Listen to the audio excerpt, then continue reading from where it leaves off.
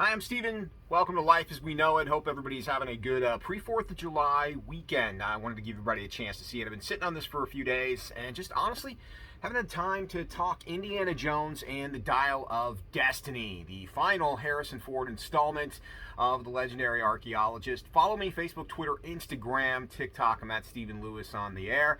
And, when this came out of Cannes, there was a lot of negativity surrounding the movie, and James Mangold takes over for Steven Spielberg. I had a couple of issues with this. They weren't gigantic issues. Maybe one of them kind of is, but overall, I enjoyed this. This was a good 2-hour popcorn movie, and I do have some thoughts with it. The beginning of the movie, they de-age Harrison Ford, and we go back to the end of World War II, and it was a lot of fun to watch. It felt very much Indiana Jones-esque, even with a de-aged Harrison Ford. There were a couple of CGI moments that I was like, that looks real fake.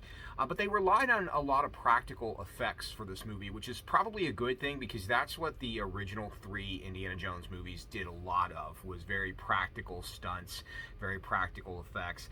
It is nice to see some of those characters back, like Sala, even though he doesn't have much to do. In this one, Indy is, you start in the 1940s and you go back and you get introduced to the Dial of Destiny pretty quickly, and then we don't pick it up for a few years later, but we do see a young Indy in action. When we catch up with him later, it's right as the Vietnam War is going on at the end of the 60s into the 70s, and we see an older Indiana Jones as a professor at a college, and he's getting ready to retire, and then all of a sudden his goddaughter, played by Phoebe Waller-Bridge, comes into his life again, and hence the adventure to find the Dial of Destiny ensues. And the overall concept of the Dial of Destiny is it's a kind of a clock type device that predicts what they call fissures in time. And I did like the way they handled time travel. That was one of the things that I did think was very cool about this. And Indy has faced Raiders of the Lost Ark, the Ark of the Covenant. He's faced Voodoo in Temple of Doom, and of course you have the Holy Grail. So time travel, not really too far-fetched. But Indy goes on what is to be his final adventure. And there were some of the things where you could tell Harrison Ford at 80 was still moving slow. I think he did a great job, and he is, the only Indiana Jones.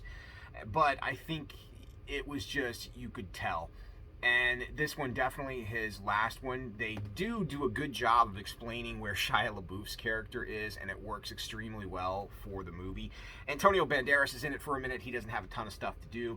And a lot of people took exception with Phoebe Waller-Bridge's character, that she's going to be the new Indiana Jones going forward because Disney's once again getting woke.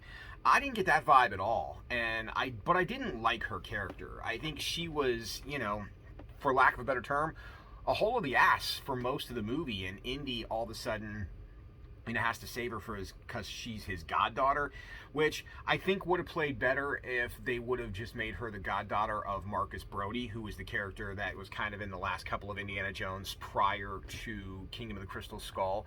If it were his goddaughter, I think it would have played better, but the problem is he's the godfather of his friend that we'd never met up until a flashback scene in this movie before, and that didn't work well for me. And I think her character overall, she was really annoying when it started, but as the movie went on, it did get a little better. The fun stuff from Indiana Jones was there.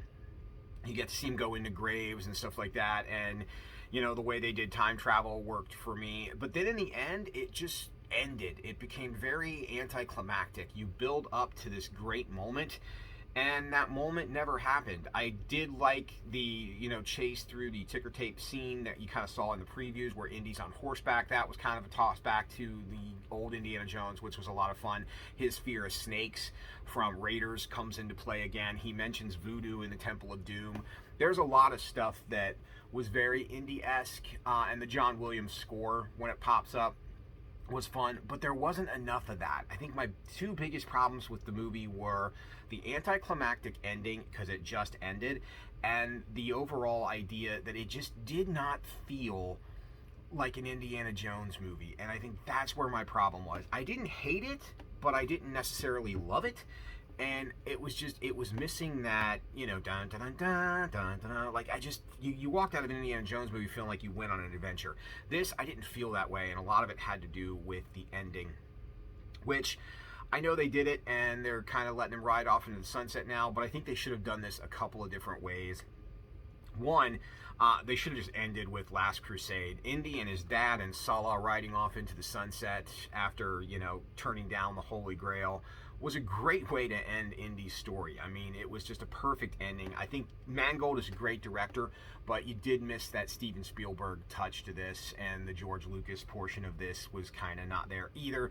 So I think you did, you know, I think it was better than Crystal Skull, but not as good as any of the first three, that's for sure. And I just think the other way I think this could have worked better if you wanted to bring Indiana Jones back was do it kind of like they did with Rocky in the first two Creed installments. Bring an older Indy back where, you know, he almost would play the role of what Sean Connery played in Last Crusade, and have him kind of go out that way, I think would have been better than what they tried to do.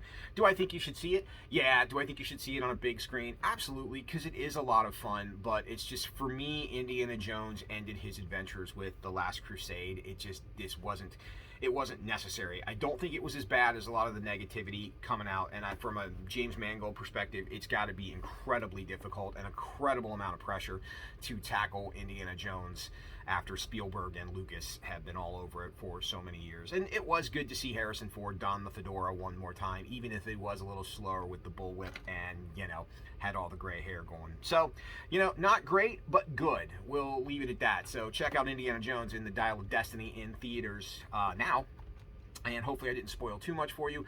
In the meantime, enjoy your rest of your pre-4th of July weekend and getting ready for the 4th of July holiday. So stop talking to me, but before you go, like, follow Facebook, Instagram, Twitter at Stephen Lewis on air, and get out of here. Go spend time with those you like, love, or tolerate, because time is limited. So see ya.